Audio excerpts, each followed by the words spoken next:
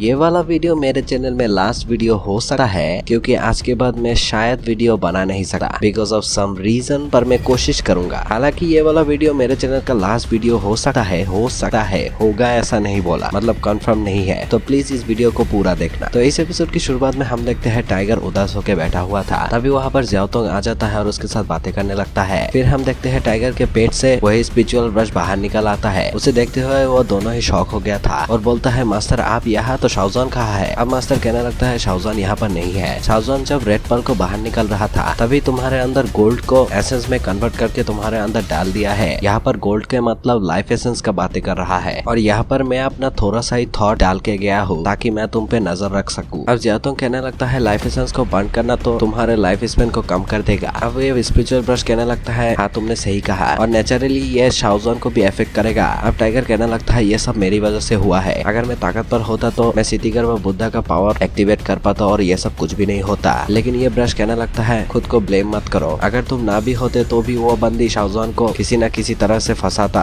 अब ज्याओतोंग कहने लगता है, वो लड़की कौन है? क्या वो दोनों सिबलिंग्स है? अब ये ब्रश कहने लगता है, उसके जैसा घटिया औरत नहीं है, वो एक हार्टलेस मॉन्स्टर है, पूरी दिन उसे सालों से फॉलो करते आ रहा है। अब टाइगर कहने लगता है, मैंने डिसाइड कर लिया, मैं शाओजॉन को बचाने जाऊंगा। अब ये ब्रश कहने लगता है, शाओजॉन को बचाने का कोई रास्ता नहीं है, लेकिन एक रास्ता है, वो है प्रिजन मास्टर बनना। अब वो स्पिरिचुअल ब्रश टाइगर को कुछ तो बोलता है। इससे टाइगर बोलने लगता है, तो जितना जल्दी हो सके तुम अगर मेडिटेट मास्टर बन जाओ तो तुम शाओजॉन के सारे चार्जेस को सॉल्व कर सकते हो। यहाँ पर ज्याओतोंग कहने लगता है, अगर ऐसी बात है तो मैं भी तुम लोगों के साथ हूँ। हम देखते हैं वहाँ पर कोई बंदा उनका बातें सुन रहा था और वो चीज टाइगर भी नोटिस कर लेता है और हम देखते हैं वे वही डेमन मास्टर बंदा है। अब टाइगर उसे दौड़ते हुए पकड़ लेता है, लेकिन इसके चलते यह बंदा टाइगर के मुंह के ऊपर गिर जाता है। अब टाइगर उठ के उसे पकड़ के बोलता है, तुम कौन हो और हम पे नजर क्यों रख रहे थे? अब ये बंदा कहने लगता है, मैंने तुम लोग का बातें सुना जो कि एक्सीडेंटली मैं सुन गया, और वैसे भी इस दुनिया में मेरे जैसा हैंडसम बंदा कोई नहीं है, और तुम्हें लगता है मुझ जैसा हैंडसम बंदा ऐसा कर सकता है? फिर यह बंदा अपने इंट्रोडक्शन देते हुए कहता है, मेरा नाम है वांग यूजिया। फिर अगले सीन में हमें दिखाया जाता है, यह बंदा उन सबों को दिखाता है कि वो भी पॉइजन से अफेक्टेड है और वो बंदा उसके ऊपर भी अटैक किया था।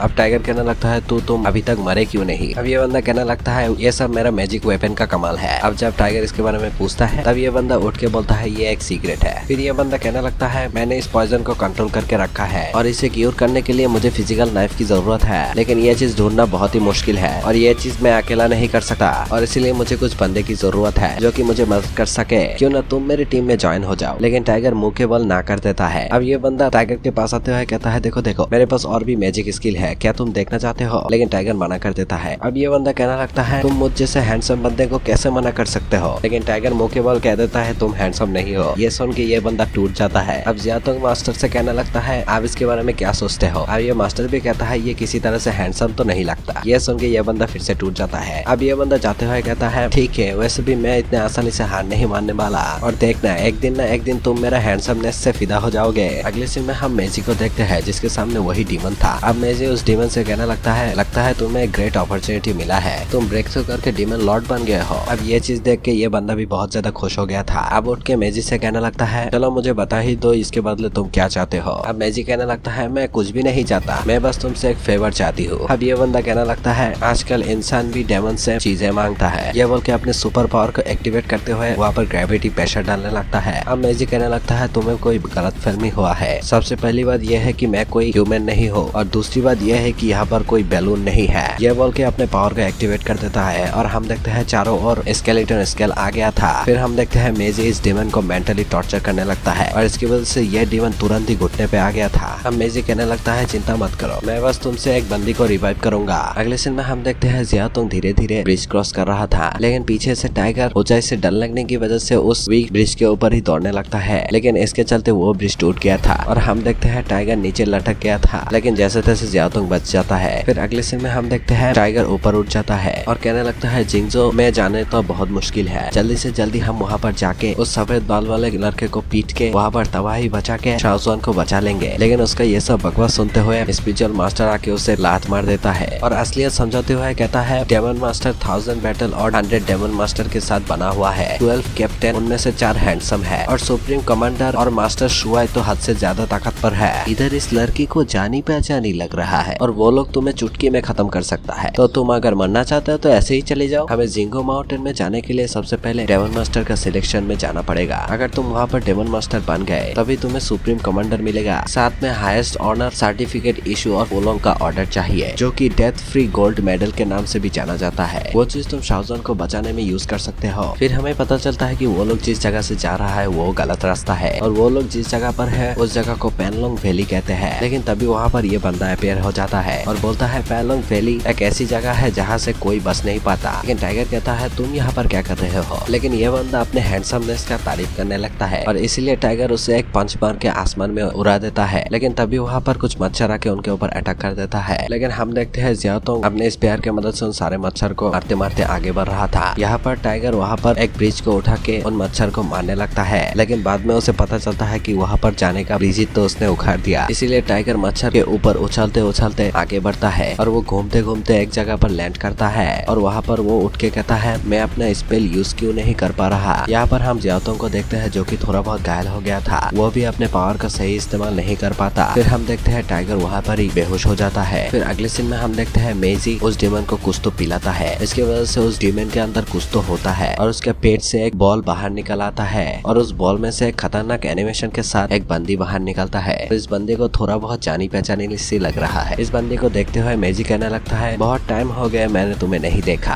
अब मेजी को देखते हुए ये बंदी तुरंत ही अटैक कर देता है। लेकिन मेजी वहाँ से बिना हिले ही उस डीमन को घायल कर देता है। अब वो डीमन मेजी से कहने लगता है तुमने मेरे साथ क्या किया। अब मेजी कहने लगता है मैंने तो कुछ भी नहीं किया, ये बंदा तुम्हें रिवाइव करने में हेल्प किया है और वैसे भी इसका कॉपी करने का एबिलिटी परफेक्ट नहीं है, लेकिन तुम्हारा ब्लैक ब्लड रीजनरेटिव एबिलिटी इसके लिए परफेक्ट है। ये बात सुन के ये बंदा सोचने लगता है ब्लैक ब्लड रीजनरेटिव पावर, मतलब इस चुड़ैल ने मुझे रिजरेक्ट करने के लिए इस बंदी का ब्लैक ब्लड का यूज किया है। यहाँ पर ये बंदी कहने लगता है अगर तुमने मुझे रिजरेक्ट करने की कोशिश की तो मेरा इंटेंशन अच्छा नहीं होगा। फिर ये बंदी अपने बहन के बारे में इससे पूछता है। अब मेजी कहने लगता है तुम ब्लैक क्वीन राक्षसा की बात कर रहे हो, वो तो कब का मर गया। ये सुन के ये बंदी भड़क जाता है, लेकिन ये बंदी बहुत ज्यादा घायल होता है। अब ये बंदी रोते हुए कहने लगता है तुमने उसे टॉर्चर करते करते मार डाला। अब मेजी कहने लगता है मैं अकेला नहीं हूँ जिसने उसे मारा। ये बोलते साथ ही ये वाला एपिसोड खत्म होता है और ये वाला लोगो मुझे बहुत अच्छा लगा, इसको मैं अपने चैनल लोगो बनाऊंगा।